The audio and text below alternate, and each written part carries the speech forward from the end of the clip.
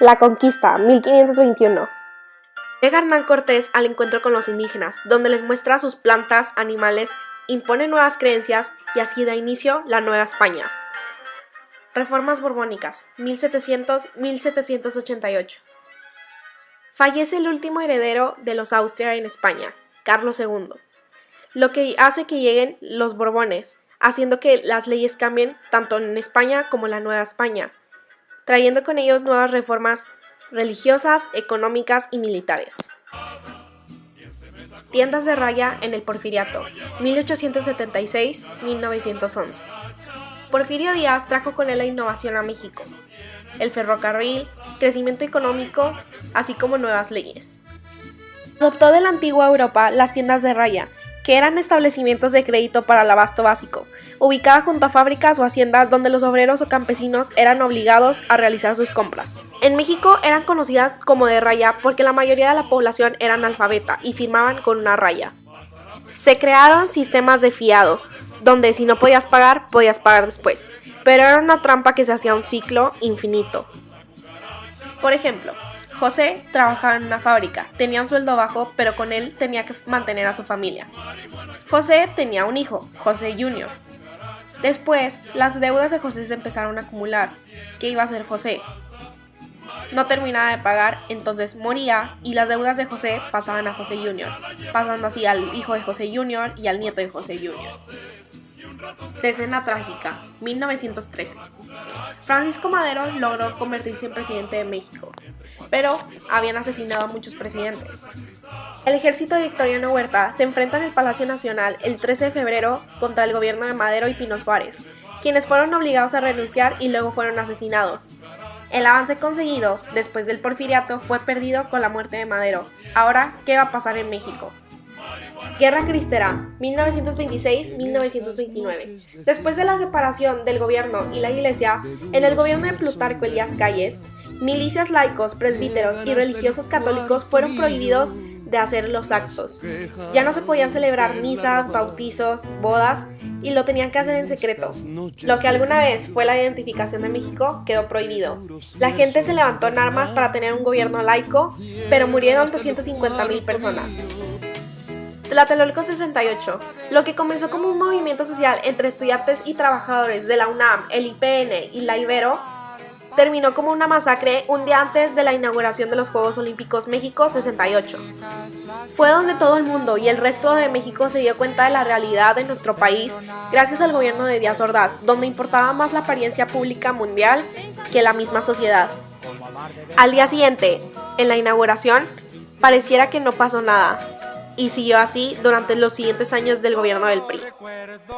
Fraude electoral 1988. Carlos Salinas de Gortari llegó al poder mediante el fraude electoral ese mismo año. Se debía a la caída del sistema a la hora crítica del conteo de votos.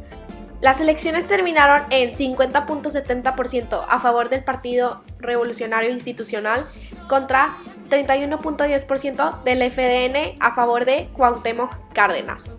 Un punto más para la dictadura perfecta. Movimiento Zapatista 1994. El Ejército Zapatista de Liberación Nacional se rebeló en el estado mexicano de Chiapas a las órdenes de una pequeña cúpula militar.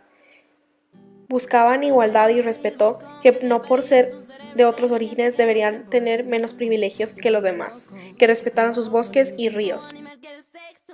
La Casa Blanca, Enrique Peña Nieto y la Gaviota.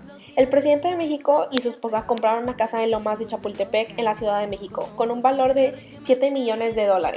La casa fue construida por un arquitecto reconocido mexicano, pero también pagada con el dinero del tren México-Querétaro, que era para Railway Construction. Después de que el pueblo mexicano se enteró de esto, la primera dama tuvo que vender su casa y se vio obligada a grabar un video donde indica que el dinero era de su trabajo en Televisa. Fraude de gobernadores en Veracruz, 2004-2016.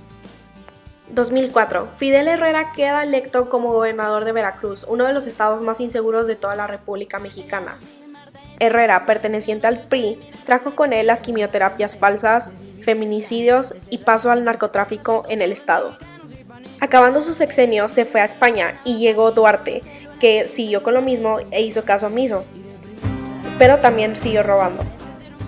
a que el tejido social está desgarrado por la frustración y la violencia. La gente sospecha del vecino, se recluye en círculos pequeños o, en el peor de los casos, dentro de sí misma.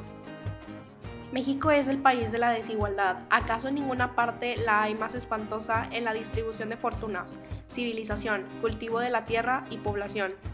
La capital y otras muchas ciudades tienen establecimientos científicos que se pueden comparar con los de Europa. La arquitectura de los edificios públicos y privados, la finura del ajuar de las mujeres, el aire de la sociedad, todo anuncia un extremo de esmero, que se contrapone extraordinariamente a la desnudez, ignorancia y rusticidad del populacho. Esta inmensa desigualdad de fortunas no solo se observa en la casta de los blancos, europeos o criollos, sino que igualmente se manifiesta entre los indígenas. La lenta y errática construcción del país y su estado nacional en el siglo XIX, cruzado por las intensas pugnas entre liberales y conservadores, republicanos y monárquicos, los fuertes regionalismos, el poder de la Iglesia y el acoso expansivo de los Estados Unidos, y las pretensiones revanchistas de Francia hacen difícil el crecimiento y la desigualdad se reproduce inercialmente. Por lo que se refiere a la desigualdad social y económica de los mexicanos, no cambian mucho las cosas en los años de la República restaurada.